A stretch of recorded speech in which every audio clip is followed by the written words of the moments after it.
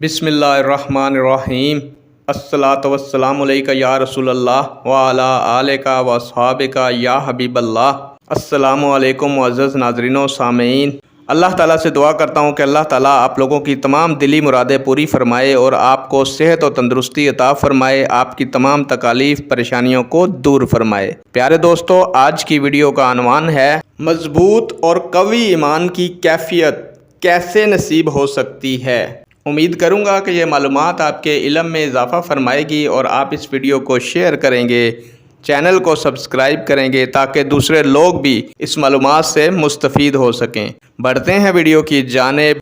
प्यारे दोस्तों, अगर हम अपने अमाल का मुसलसल मुहासबा करते रहें और इस्लाम का सिर्फ़ नाम लेने पर ही इक्तफ़ा ना करें बल्कि कुरान और सुन्नत के इत्तबा में वो हकीकी ज़िंदगी बसर करना अपनी आदत बना लें, जिसका मुकम्मल नमूना सीरतुन नबी सल्लल्लाहु अलैहि वालैहि वसल्लम की सूरत में हमारे सामने मौजूद है, तो फिर हमें मजबूत और कवी ईमान की कैफियत नसीब हो सकती है।